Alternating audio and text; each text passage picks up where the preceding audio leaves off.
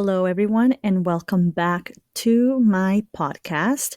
And I guess I should be welcoming myself back as it's been quite a while since I've been able to record and get a podcast out. Things got a little bit hectic for me the last few weeks. I also wasn't feeling the greatest, so it was really hard to be able to record, but I am feeling so much better now. So I'm very excited to be back. And for today's episode, we will be talking about 9 things you need to stop doing. So without any more waiting and any more delays, let's jump right into it. Hi, I'm Vanessa Torres, and welcome to my podcast. Over the years, I've navigated through the highs and lows of life, rebuilt my life alongside my husband and 2 daughters when we left beautiful British Columbia and had to start from scratch in search of a better life for our family. I've struggled to find my own identity outside of being a wife and a mother. And like me, there's so many of us that are trying to find our purpose, have a voice, and simply try to be the best versions of ourselves. Join me on this journey to discover and become that woman you can be proud of. We'll peel back the curtains and discuss topics on lifestyle, marriage, motherhood, walking in our faith, and what it takes to reach the other side of fear, and so much more. Think of me as your girl having a glass of wine and deep diving on meaningful, raw, and unscripted conversations. This is the place where you can be fierce, bold, and unapologetic. This is That Woman Podcast. Okay, so I have a list of 9 things you need to stop doing. And the first one is stop comparing yourself to others. As humans, we all have a natural tendency to compare ourselves to others, and we make sense of the world by looking around at other people and we take notice of how we differ from one another. Sometimes we can't help but notice how others have skills or talents that are different from ours, or have jobs or own houses or cars that seem to be nicer or better than ours. We look at the things we perceive as being more successful than what we have. There is a quote by Theodore Roosevelt that says, "Comparison is the thief of joy." I'm going to say it again. Comparison is the thief of joy. Comparing ourselves to others is harmful to your own self-esteem.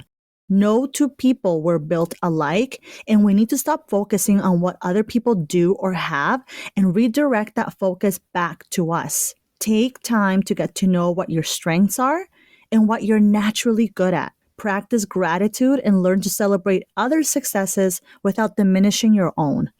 Okay, so that was number 1. Stop comparing yourself to others. The second thing you need to stop doing is stop making excuses. Excuses are made because it's a form of defense mechanism, and we are trying to protect ourselves from our own fears. But every time you make an excuse, you are automatically putting yourself in a position to fail. You are not doing yourself any favors by trying to justify your actions or lack thereof. A few years back, I read the book called How to Be a Boss by Lily Singh, aka Superwoman. If you don't know who Lily Singh is, she has a YouTube channel where she creates all these different skits. They're a little bit more on the comedic side. She's also done stand-up comedy. I think she's been on Saturday Night Live. She also wrote a book, and in the book, she writes different examples of what making an excuse sounds like when you're not taking responsibility for yourself. In a very Lily fashion, she says, "That's whack. Stop giving whack excuses. It's time to grow up and start taking ownership of our actions because excuses sound best to those who make them." So number 2, stop making excuses. Number 3, stop being the victim. I'm going to be really honest with you guys. I cannot associate myself with people that walk around with this mentality. I get it. We've all been through things in life, some harder than others, but at the end of the day, you are the one that decides how to move forward with your life. It's been proven. How many stories are out there of people that have gone through some unimaginable things? And not only are they not bitter, they are some of the most resilient, compassionate, and strongest people you'll ever meet. They don't walk around blaming the world and telling their stories so people can pity them. When you play the victim, it goes back to you making excuses because it is very clear to other people that you are doing it to justify why you are the way you are, why you're not where you want or could be in life. Victim mentality is having gone through something traumatic in your life, but you never learned any strategies to cope with it. So rather than believing you can take control of your life and turn it around, you go through life believing that life is just happening to you and not for you. You gotta take the proper steps to heal yourself first. Healing yourself first will change your mindset and it will change your perspective on life as well. All right, so number 4, stop trying to please everyone. People pleasers are often unaware of the boundaries they need to set until someone else points it out. There's many reasons why a person chooses to people please. I can tell you from personal experience, I definitely grew up being more of a people pleaser. I used to hate the idea of someone disliking me or being upset with me, or worse, I hated any type of conflict. And so I would do everything and anything to avoid it. Sometimes that meant that I would keep and stick around very unhealthy friendships and relationships. And in the long run, you end up feeling emotionally drained and unhappy. Learning to set boundaries for myself came with the maturity of really getting to know who I am as an individual. It meant being true to myself rather than trying to fit in.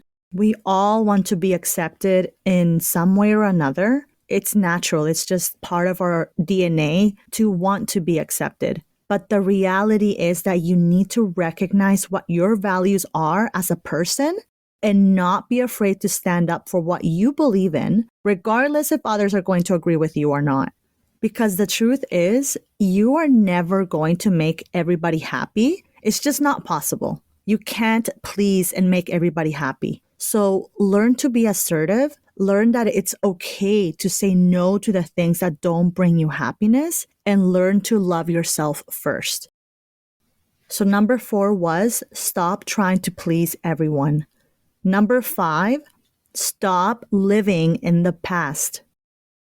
I know this is a tough one to let go of, especially if you carry around a lot of hurt. But the truth is, that hurt isn't going to get any better the longer you hold on to it. Maybe you're not necessarily holding on to something that hurt you, but you keep overthinking about a certain situation you wished you would have handled differently. I'm someone that will naturally reflect on how my day went at nighttime, and I've spent many nights just tossing and turning and thinking about how I wish I would have said that differently, or I should have said this instead of that. At the end of the day, there is only one thing you can take away from the negative experiences, and that's a lesson learned. I'm going to say that again. There is only one thing you can take away from a negative experience, and that's a lesson learned. That's it, guys. You can't change it and you can't take it back. What's done is done. What happened, happened. So instead of dwelling on it, learn from it and move on. Forgive yourself and forgive the person or people that caused you harm. You may be wondering, well, Vanessa, now why would I do that? You have no idea what they did to me. You have no idea how I feel inside. And you're right. I don't know what they did or how you feel. But there is one thing I know for sure, and that it's not worth living your life with so much bitterness and poison in your heart, because that's what that is. Being stuck in the past and overthinking and not letting go of a situation, that's poison. It's literally destroying your soul. And another thing, I can almost guarantee you that whoever hurt you is happily living their life while you are the one wasting all this time with hatred and not moving on. So the only person you are actually hurting and causing damage to is yourself. You have to decide if it's worth living your life stuck in the past, or if it's better to let go of all those negative emotions so that you can live in peace. You get to decide that. You get to decide if you want to continue your life with bitterness or with peace in your heart. So moving on to the next thing you should stop doing. Number 6, stop being in the comfort zone. All right, so let's face it. Doing things that are outside our comfort zone can seem pretty scary. It feels much safer to stick with what we know, but life itself is always changing and evolving. We all go through different chapters in life, some great ones, some not so great. Despite how positive or negative they are, they can help us change for the better. Stepping outside your comfort zone can really help to expand your awareness of the world and introduce new places, new people, or new experiences. It's so important for us to purposely challenge ourselves with unfamiliar things because that's the only true way we will grow. I've actually come across people that are very set in their ways and very much like structure. And I actually used to be like that. And to a certain extent, I'm still like that, where I do like to have organization and structure in my life. But I've also seen what the other side of that can look like in a negative way when we try and depend on our comfort so much so that when something unexpected happens, it completely throws you off and you can't deal with it. We need to learn to adapt. Our entire lives revolve around adapting ourselves to challenges, to unforeseen circumstances. We don't know what tomorrow is going to bring. And so it's so important that we challenge ourselves to seek something unfamiliar and learn to be okay with it. Like I said earlier, stepping outside our comfort zones can be scary, and it is, but we have to reframe our mindset and view discomfort as progress. And trust me, overcoming that fear will prove to be so rewarding. Number 7, stop criticizing yourself. This is definitely another tough one, guys. I always say we are our own worst critics because no one out there probably points out our mistakes or flaws as much as we do it to ourselves. You've probably been criticizing yourself for so long now that you don't even realize how toxic it has become or how part of your routine it has become. We need to be careful with our thoughts and our words because our brain is so powerful. There is an exercise that I practice in my daily journal where I write down 10 dreams I want to accomplish in the next 10 years. But when I write it down, I write it in the present tense. I write it down as if it's already happened. For example, let's say one day I see myself living in my dream home that I custom built. Instead of writing down, I want to live or I will live, I write, I live in my custom built dream home. Why do I write it in the present tense as if it's already happened when clearly it hasn't happened yet? But it's because this will train your brain to think and act as if you were already doing what it takes to get there. Your brain doesn't know the difference between the past and the present. We all know that the actual tomorrow never actually comes because when that tomorrow comes, it's not tomorrow, it's the present, it's today. So this is why you need to be careful about how you talk or you think about yourself. If you always think to yourself, I'm a lazy person, I'm so lazy, the message you are sending to your brain is that that's exactly what you are. So you need to learn to take a step back and reframe your own perception of yourself. This is where positive affirmations can come in handy. For example, telling yourself, I am a brave person. I see failure as growth. I am a persevering person in moments of difficulty. Whatever area you think you might need help in, learn to reframe the way you think and see yourself because it makes a huge difference. I'm going to do a very quick recap of everything we've covered so far. So the number one thing you should stop doing is stop comparing yourself to others. Number 2, stop making excuses. Number 3, stop being the victim. Number 4, stop trying to please everyone. Number 5, stop living in the past. Number 6, stop being in the comfort zone. And number 7, stop criticizing yourself. Moving on to number 8, stop expecting others to make you happy. This is probably the surest way to set yourself up for failure when you expect others to do or act a certain way. Just how you're a human being that doesn't always do the right thing, you cannot expect other people to make the right decisions. I find this tends to happen a lot in relationships. And I actually remember a few years back, I was going through a bit of a rough patch with John because I felt that he wasn't doing or trying to do things I expected of him. And so I thought he didn't care because he wasn't doing what I was asking him or what I wanted in the way that I wanted it. I remember going to talk to the priest at my local church, and there I was sitting down and venting in his office about how John wasn't trying his best, despite him saying he was, because in my mind, if he were truly trying, then he would be doing what I wanted him to do or what I thought him trying should look like.